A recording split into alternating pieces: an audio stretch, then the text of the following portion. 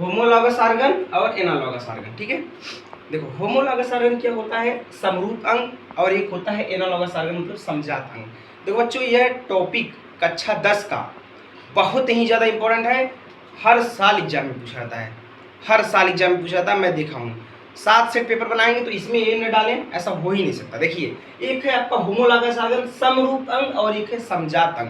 देखो homologous organ समरूप अंग क्या होता है, होमोलॉगस ऑर्गन समरूप अंग क्या होता है।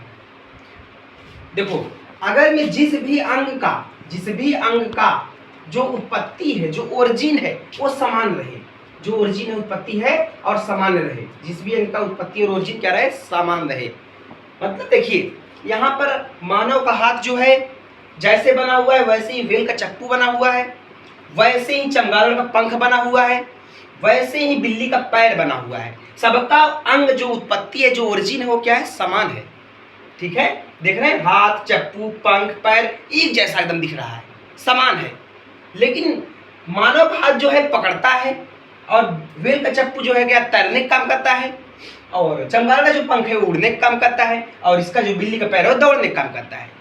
Homologous organ means any animal that their organ similar in structure, their anatomical structure, their morphological structure और their tissue system, मतलब एक जैसा सब रहे। अगर कोई पूछे व्हेल मछली का जो चप्पू है और हाथ है किस तरीके से भाई, तो इनका हड्डी जो है मैच करता है, मतलब ओरिजिन इनका सेम है। समझ पा रहे हैं? नहीं, सिमिलर स्ट्रक्चर हो but work are difference. Work क्या हो, डिफरेंस है। Their work are catching, their work are swimming, their work are flying, their work are running, सबका वर्क अलग अलग है। एकदम क्लियर कट समझ में आ गया है भाई। देखो, जिस अंग का अगर में उत्पत्ति समान हो, ओरिजिन समान हो, जो भी एक्टोडर्म मेसोडर्म में जो बनता है भ्रूणी अवस्था, वो समान हो आपका, बट कार्य डिफरेंस हो। ठीक है, दैट्स कॉल्ड होमोलॉगस ऑर्गन। समरूप अंग एकदम दिमाग में बैठ चुका है। ठीक है, और एनालॉगस ऑर्गन मींस क्या होता है, एनालॉगस ऑर्गन मींस क्या होता है, देखिए उत्पत्ति जो है, जो ओरिजिन है, उत्पत्ति हो, वो डिफरेंस हो आपका, क्या हो, डिफरेंस हो।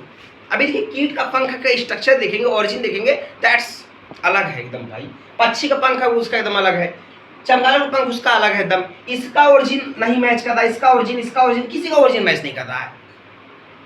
होमो एनालॉगस ऑर्गन किसी का ओरिजिन मैच नहीं कर रहा, लेकिन कीट का पंख उड़ता है, पक्षी का पंख उड़ता है, और चमगादड़ का पंख, ये सब उड़ने का काम करते हैं। ये भी उड़ने का काम, ये भी उड़ने का काम, ये भी उड़ने का काम, मतलब that's work are similar but their structure are, histological structure are, anatomic structure are difference.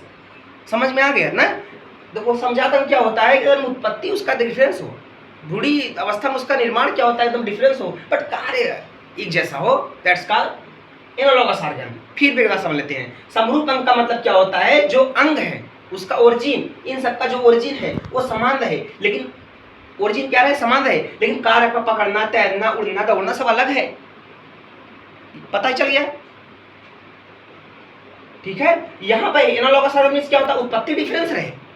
पंख आपका, ये वाला पंख, ये वाला, इनका उत्पत्ति क्या है, कीड़े में और पक्षी में, चमगादड़ में, सबका उत्पत्ति ओरिजिन अलग अलग है, लेकिन इनका जो कार्य एक जैसा है। ठीक है।